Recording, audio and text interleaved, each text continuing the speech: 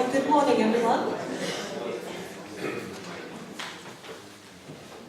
Right, so welcome to the fifth plenary of this CRESC conference. In a moment I'm going to be introducing Professor Stephen Graham to you, but could I just flag a couple of housekeeping issues. How we're going to organise this session is we've got an hour slot and Stephen would like to talk for about 40 minutes. And then we'll take questions after that, so there'll be 20 minutes for questions. We have got a coffee break after this session, so if we go on a little bit longer, it's not the end of the world, and of course we can move out into the coffee area to continue discussions. I don't know if any of you will have noticed as you were coming through the door this morning, there is a notice to say that at 9:45 we are going to have a fire alarm test. That's just going to be there for about 12 to 15 seconds, so we'll just pause and then continue straight on from there. These things can't be changed, so we just have to go along with that. Okay, so just to bring those to your attention. So it's my pleasure to introduce you to Professor Stephen Graham. I'm sure for many of you he doesn't need an introduction. Stephen is a Professor of Cities and Society at the Global Urban Research Unit and is based at Newcastle University School of Architecture, Planning and Landscape. Many of you will know, again, Stephen's research interests are in the areas of relations between cities, technology and infrastructure, the urban aspects of surveillance, the mediation of urban life by digital technologies, and connections between security, militarization and urban life. Two important publications that many of you will know Stephen for include Cities Under Siege, The New Military Urbanism, which was a major international interdisciplinary expose of the tightening connections across the world between urban life, militarism and security politics. And this book was nominated for the Orwell Prize for Political Writing. And then a second book, an edited collection published by Routledge in New York, which is called Disrupted Cities When Infrastructures Fail. And this is the first book to look in detail at how failure, disruption and the destruction of key urban infrastructures such as communication, transport, energy and water impact on cities and urban life. And Stephen will be drawing particularly on this second book in this talk for us today. So welcome to Stephen. Thank you very much.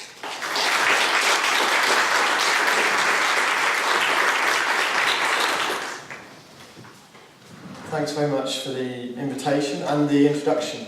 I must start by making an apology that I haven't been involved in the event so far, so I hope what I have to say resonates with what looks like a really great set of sessions. I was on family holiday actually, so the kids wouldn't let me.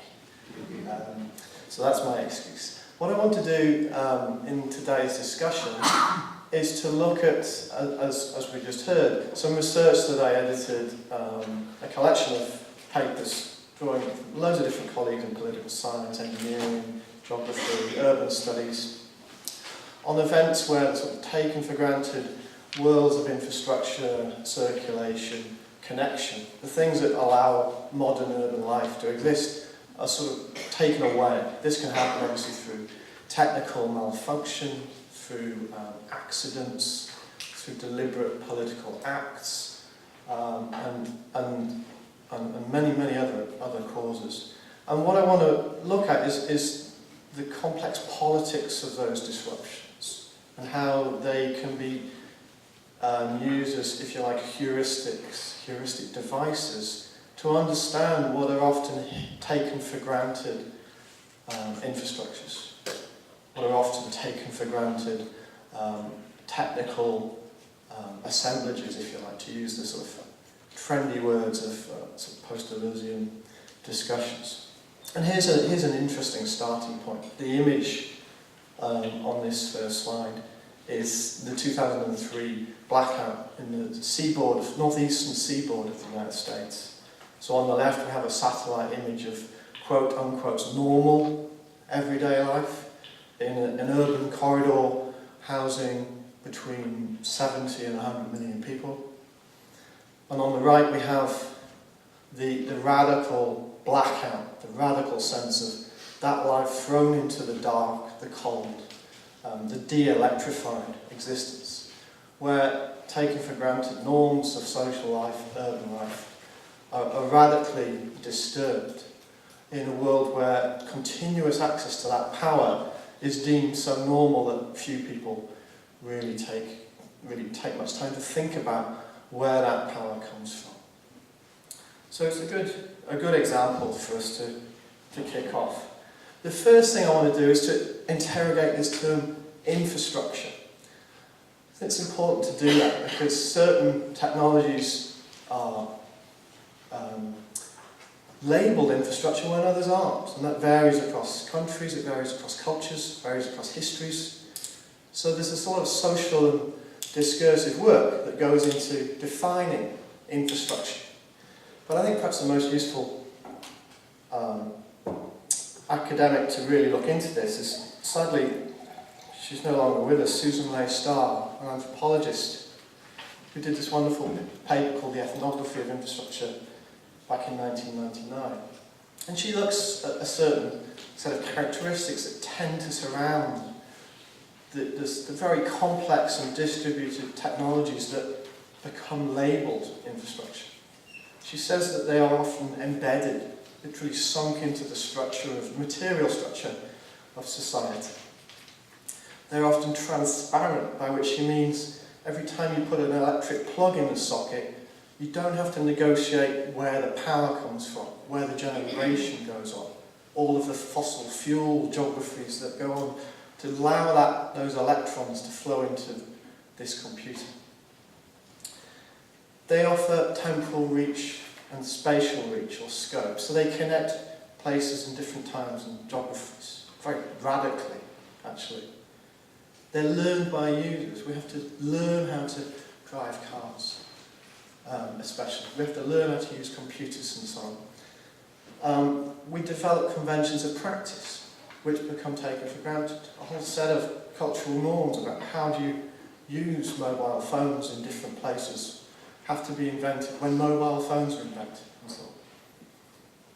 They're embodying standards. There are all sorts of very complex technical and engineering politics about how different standards of technology and infrastructure merge or blend together or don't merge and blend together. Railways have different gauges, electricities have different voltages and so on. Infrastructure tends to be built in an installed base of sunk capital. So there's a lot of investment over a lot of time goes into make Heathrow more or less operate more or less most of the time. 70 years of accretion of architecture, engineering and so on, which just about allows it to hang together, unless there's some snow, of course. And linked to that, infrastructure tends to be fixed in modular increments. Very rarely do you get an entire system built entirely from scratch. So you get hundreds of years of evolution of these things: sewers, water systems, electricity systems, power systems, fuel systems, communication systems and so on. And you have incremental changes. Cross-rail is attached to the rail system in a very messy way. But the final point of this really influential paper is the most interesting one for our purposes. And that's where she says infrastructure finally, quote, tends to become visible upon breakdown. So there's an interesting paradox here that, and this is an argument that is being increasingly contested actually, but there's a lot of what you might call conventional research in infrastructural studies, which is a fast-growing interdisciplinary research agenda, linking STS, anthropology, sociology, geography, urbanism, and so on, suggesting that when those systems don't work, when they suddenly fail, they paradoxically can become more visible. So if you don't have power, you can suddenly become obsessed with the design of nuclear power stations, the complex politics of electricity deregulation. If you don't have internet, you can suddenly become obsessed with the rather obscure optic fibres that lace the ocean floors. And as David Perry says, the argument here is that when infrastructures work best, they are noticed least of all. So they become, by definition, sunk into our everyday lives, culturally taken for granted, expected. Every time you get up in the morning, you expect these services to be there. And there's a large history, there's a really fascinating history to those cultural developments. Modernist engineering and urbanism was very much about removing the waste from the body into some sort of substrate of the home or the city, the sewer, the basement, the toilet, and so on, so that we could construct this norm of cleanliness. Maria Kijker and Eric Swingerdown, colleagues of the Manchester colleagues amongst us photography, argued that during the sort of 19th century, certain networks in the modern industrial city, particularly energy, water and waste, were, quote, increasingly buried underground, invisible, banalised and relegated to an apparently marginal subterranean urban world.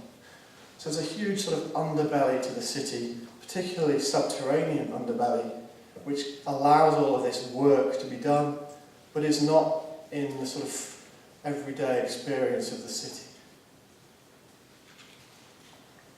And this means that when you do have an event that disrupts the service or the flow, you can take what is often, if you like, a black box, something which you don't look inside for everyday use, this is a sociology of technology term, and you suddenly become unblack box. So as I said, if a fishing trawler breaks an optic fibre connecting Egypt with Europe, which is what happened a few years ago, and the internet goes down in Dubai, in Mumbai, the stock exchange ceases to work in large swathes of India, the next day the newspapers will be full of maps of the optic fibres that allow the internet to exist for a moment. Then they'll seep back into the unconscious. The same with the Fukushima disaster in Japan a couple of years ago. A tsunami, an earthquake, terrible loss of life, catastrophic destruction on the coast, but also a massive nuclear problem with the Fukushima electricity generating system. And all of a sudden the newspapers and televisions will have cross-sections of various types of nuclear power station, various types of nuclear reactor.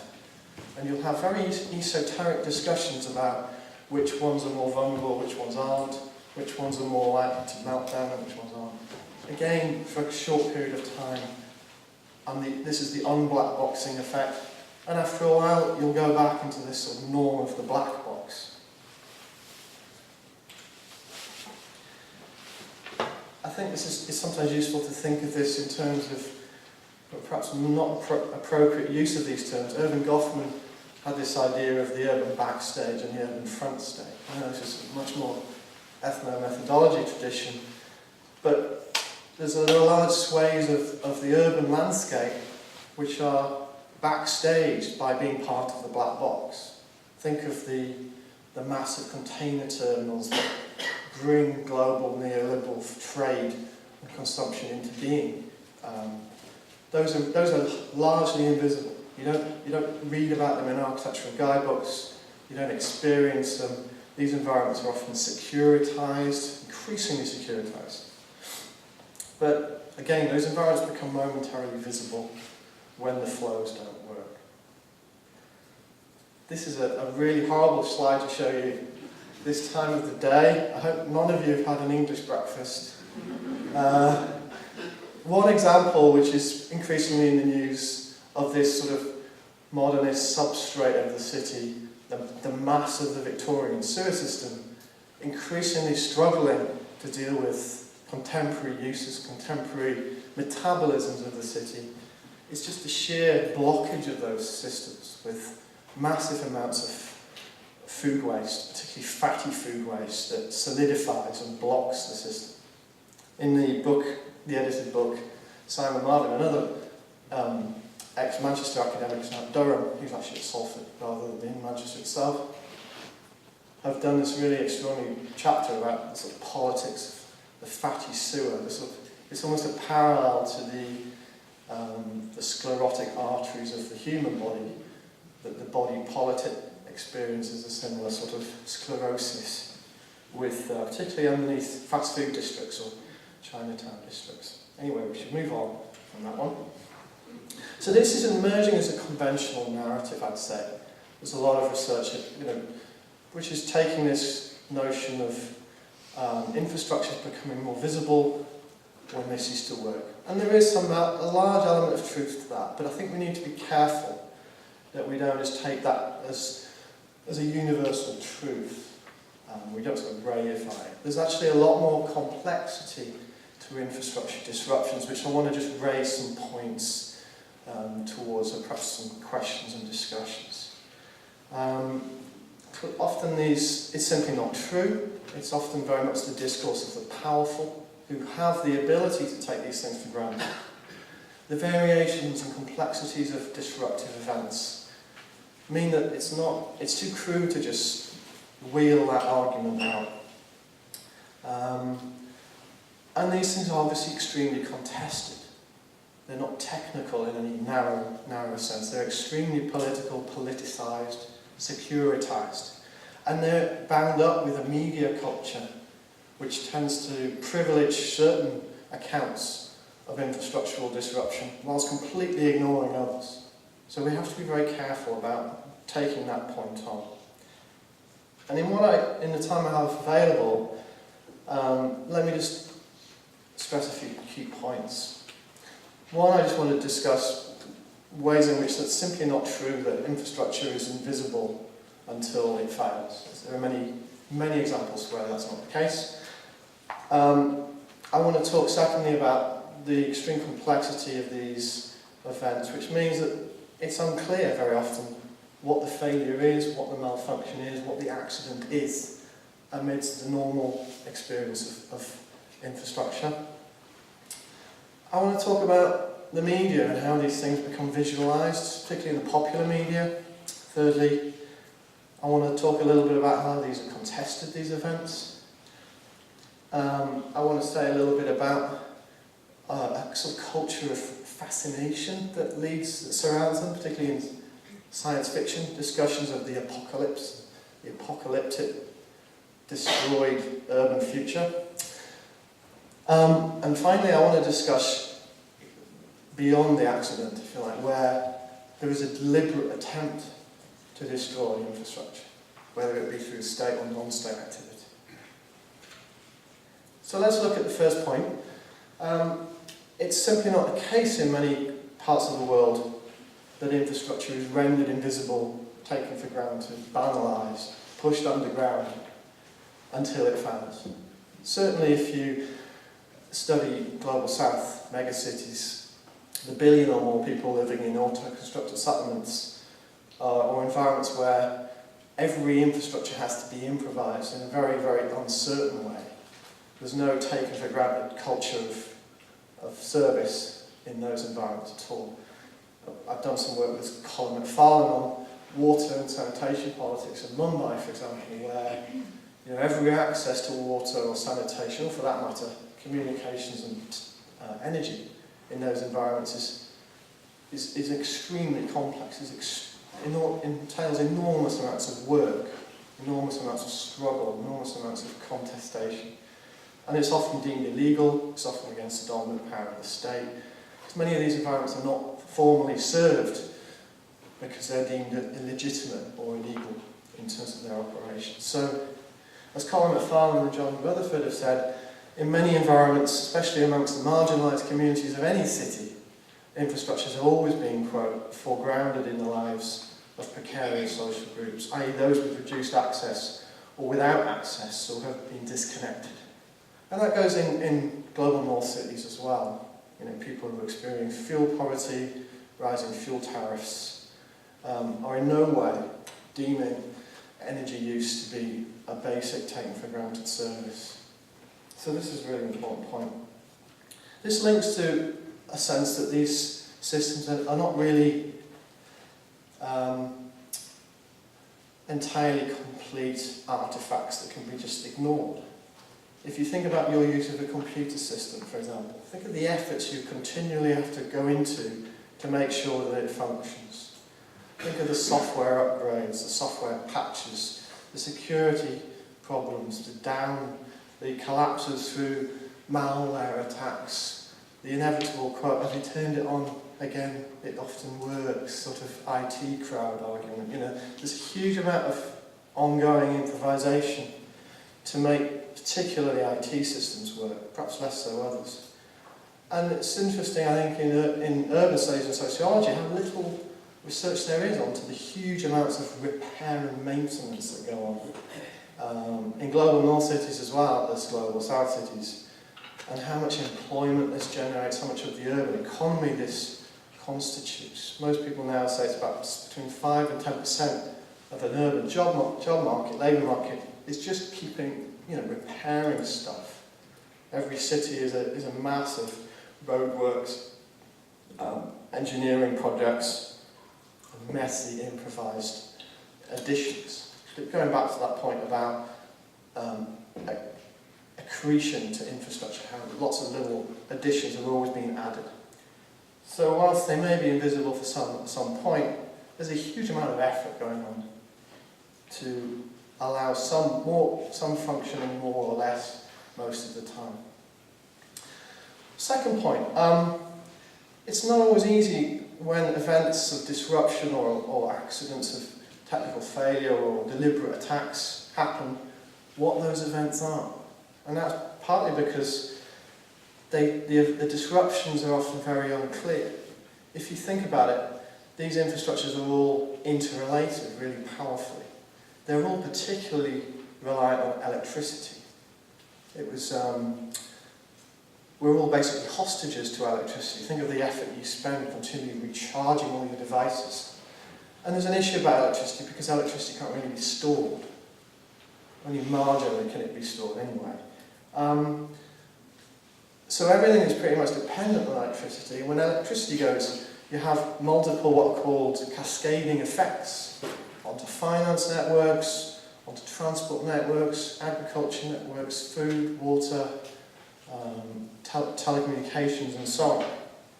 Richard Little writes a chapter in the Disrupted Cities book. He's an engineer talking about cascading disruptions. And the crucial thing about these is that they're not linear, they're not predictable, they are sort of topological, if you like. They operate in time and space in profoundly unexpected ways. And it's often the event itself which demonstrates vulnerabilities and how these systems are tightly coupled together to produce extreme levels of vulnerability, especially in worlds where you have fewer and fewer backups, fewer and fewer storages of strategic supplies, particularly for fuel and so on.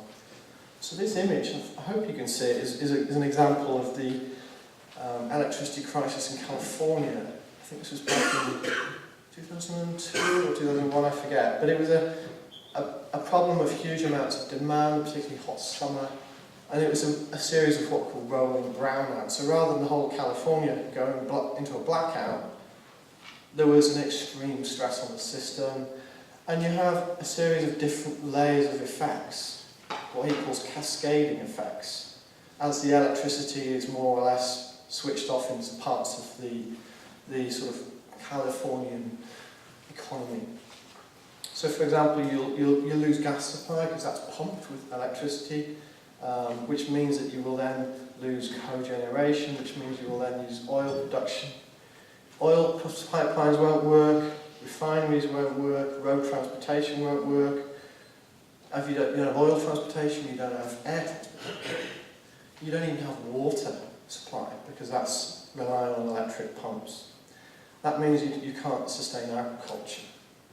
You have no financial system. The ATM cease to function. The financial system grinds to a halt. So all of a sudden, the removal of electricity from the system is catastrophic amongst so many ways. And those effects cascade outwards from the actual disruption of supply in really unpredictable ways.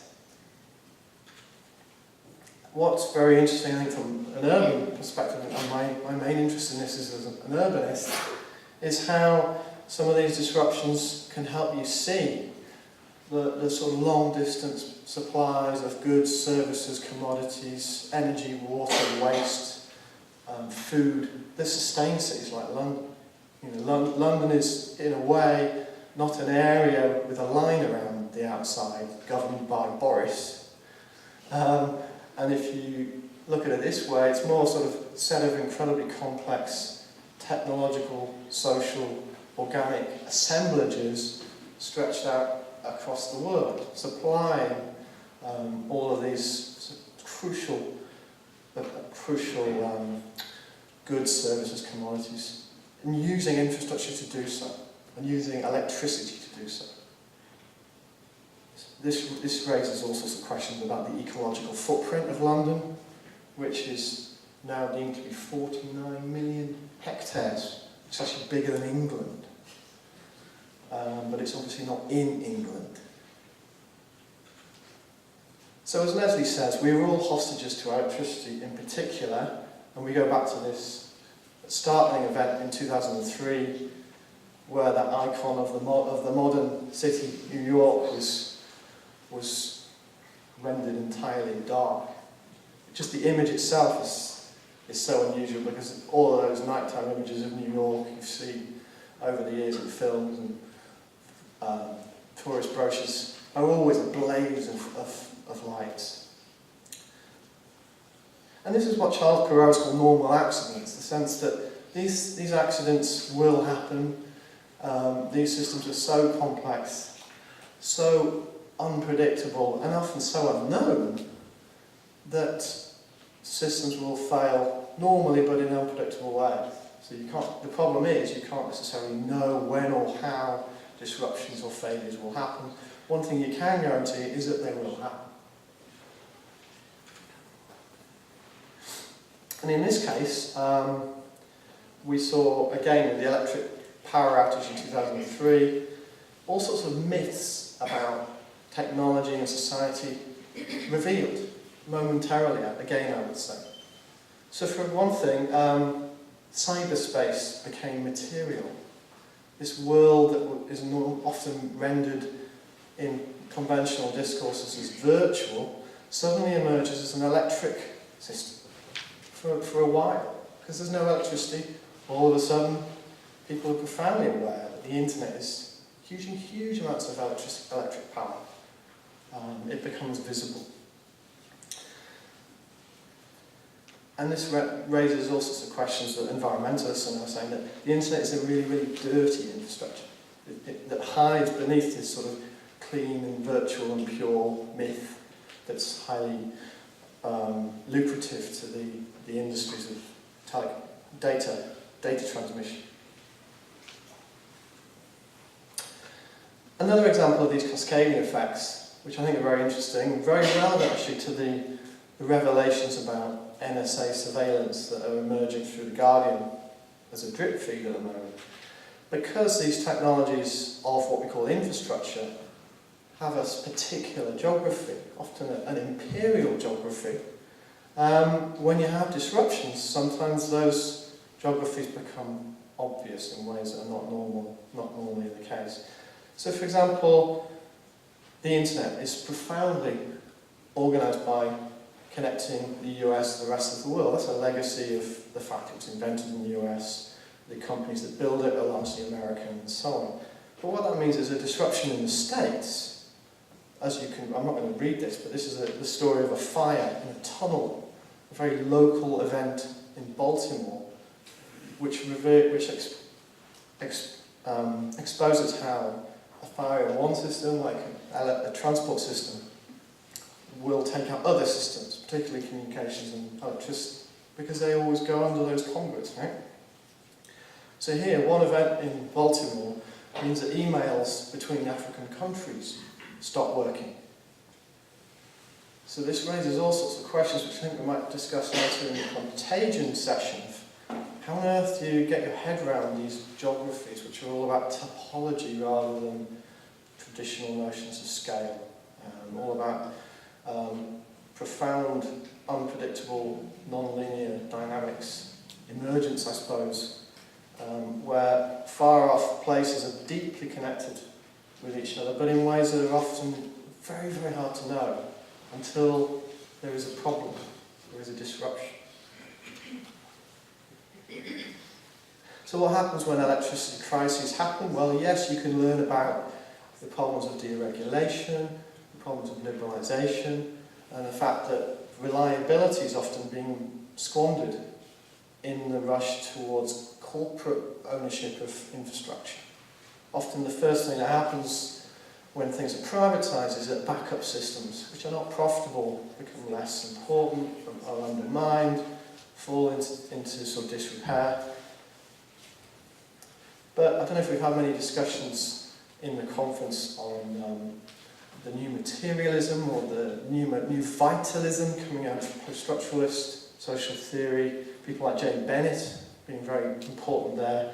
Jane Bennett wrote about the 2003 outage, and she's sympathetic to the critiques of privatised electricity, to the critiques of neoliberal policy in terms of the way it ignores reliability, ignores the physical nature of the system, ignores the geography of the system, and yet she's also trying to suggest that there are agencies to the organic and the material side of our world as well as the human and the political. So she suggests, quote, that the distributive notion of agency interferes with this idea of blaming, that it's just the bad politicians. So it doesn't abandon that project, but it forces us to look, quote, at the selfish intentions of energy policy that provides lucrative opportunities for energy trading, a key aspect of neoliberal infrastructure policy, while generating a tragedy of the commons, that sort of orthodox left-wing critique. But she also suggests, you need to look at the reliance of big technology, the fact we are all still embedded in these massive technological systems. But also perhaps at the unstable power of electron flows, wildfires, ex-urban housing pressures, and so on. So I think we need to be mindful of that critique. Just another great example of contagion, disruption, risk, and uncertainty moving in really unpredictable ways, really, really quickly. The SARS crisis of 2003, there's a chapter in the book by Raja Keel and S. Harris Ali, looking at this as an urban event. So the World Health Organization had to deal with the fact it wasn't about diffusion of disease between nations, it was about aircraft and airports, in particular very local geographies where Toronto became a huge crisis site. But the rest of Canada was virtually unimportant. So the topology of aircraft networks suddenly becomes a means of distributing what they call networked disease through new sort of politics of risk and management. And this leads to efforts to securitize those borders, those very urban borders, in terms of quarantine systems, temperature screening posts and so on. Because the one option that didn't exist was to shut the airline system down. It's totally impossible politically and economically. And this leads to a powerful sense of what geographers are calling rebordering. The sense that there are a whole range of new bordering efforts, surveillance strategies, passage points, architectures being built around local enclaves, around local sites, whether it be sporting events like the Olympics recently in London, or airports or ports or logistics sites, financial enclaves and so on. And this is the area I've been researching with what I'm calling the new military urbanism. And this is Raja Keel's picture of a slogan around Singapore. So Singapore's ring of defence is one of its key pillars, has kept its people safe from threats like terrorism and SARS. So here we have notions of the inside and the outside, not just around physical and geopolitical borders, but around architectures and infrastructures to keep, quote, enemies at bay. But what are enemies? This is where I think we need to be very mindful of using biological metaphors to discuss social and political risks, because very often it can lead into a world where it's easy to demonise and dehumanise others in a way that's all too familiar from the history. People who study the history of political violence, for example. Okay, how am I doing? The other emerging conclusion from a lot of the studies of these cascading effects is just how little space there is in terms of backup supply. Just how, quote, tightly coupled these systems are in terms of global supply of resources, global demand. We have rising water demand, rising food demand, rising energy demand, incredible great rates of global urbanisation, and these infrastructural supply systems, the technological, the social and the organic, are incredibly stressed in many examples. And there are some interesting scenarios. We were just talking about scenario planning, contingency planning, simulation exercises, which just show how small perturbations in these supplies can have enormous political and geopolitical impacts, but again in very unpredictable ways. And the obvious one is oil supply. One example I have here was a simulation of an oil supply shock undertaken in the US, where you'd have a terrorist attack on the port of Valdez, key on-trip port to the supply of oil from the Alaskan fields, combined with terrorist attacks in Saudi Arabia and unrest in Nigeria, political unrest around the Niger Delta. It's a hugely contested oil supply area. And those three events would cause global chaos incredibly quickly. The quote of this report suggests that the real lesson is that it only requires a really small amount of oil to be taken out of the system to have huge economic and security implications.